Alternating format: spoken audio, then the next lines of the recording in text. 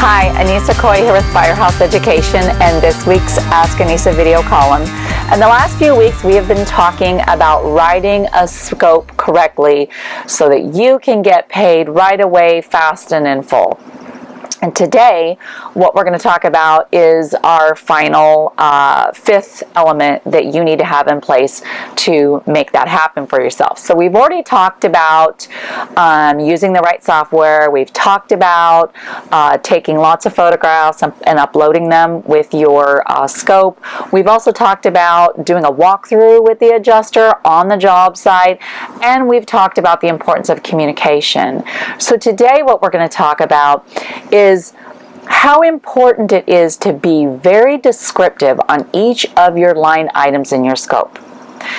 So many times I get phone calls or emails from clients across the country in Canada who have sent in a scope and an adjuster either got upset at the scope's price or why there were certain charges on there, or said, hey, I'm not going to allow these charges, or even offers the restoration company I'll pay this scope minus 30%, which is very odd, the whole let's make a deal thing.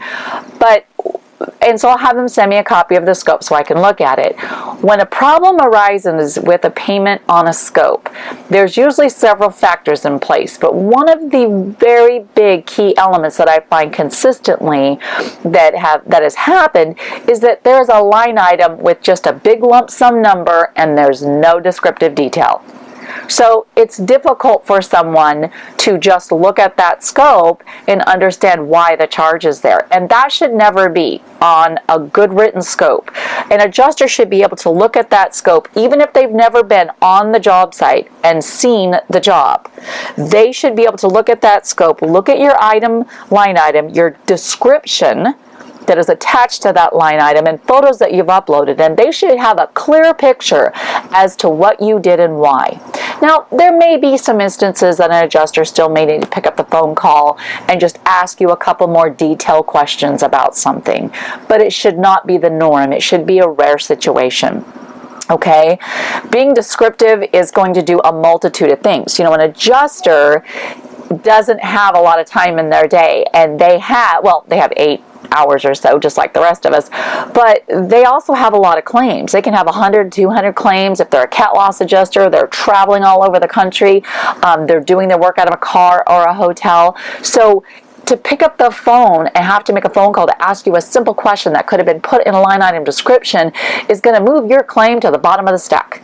And it's going to annoy that adjuster, and you're not going to be a solution partner for them anymore. You're actually going to be a kind of a pain in the neck for them. Okay? So it's super important that you realize that. The other thing is an adjuster and an insurance company has what they call internal auditing processes that go on.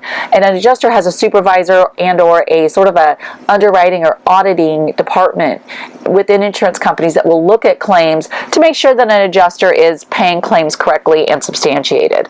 So if there are not line item descriptions that you've sent in on a scope, an adjuster may have to do a lot of writing themselves after they've called you and got questions answered, or emailed you and got the questions answered, and they have to add these things so that when their boss looks at it, they'll understand why they paid X amount of money to you on a claim.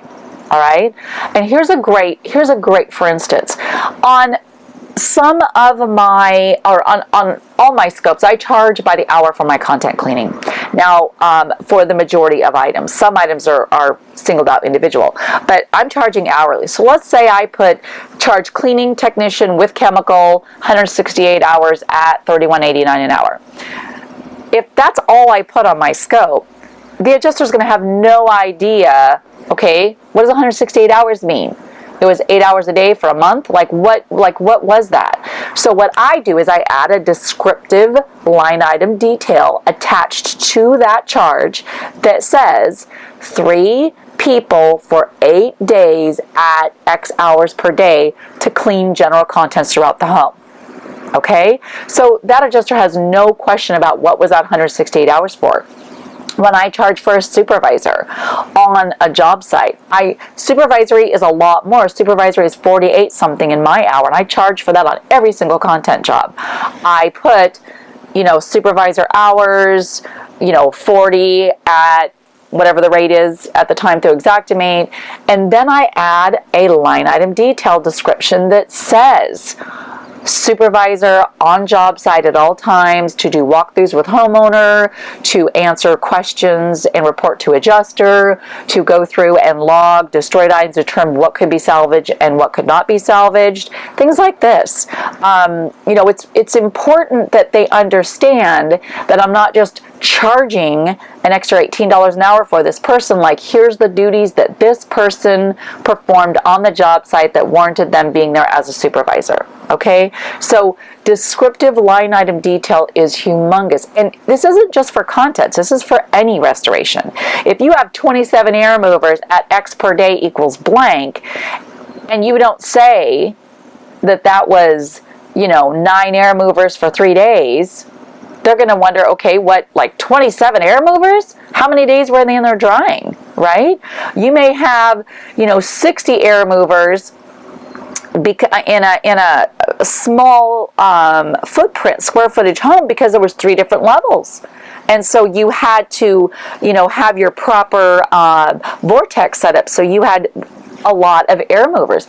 If you don't explain that, and an adjuster sees this much square foot with 60 air movers, they're going to think either this person made a mistake when they were key punching in the number, or they're trying to rip me off. Okay? And we don't want them to ever go there. So line item detail, just super huge and important. All right, well, that is the last item that we're going to cover in this series. I hope you found this helpful. I hope you found maybe some areas within your scope writing or within your company that you can maybe make some adjustments and make things go a lot smoother for you and your company. It's really important that you know how to write a scope correctly and properly so that you can get paid fast and in full with no questions asked.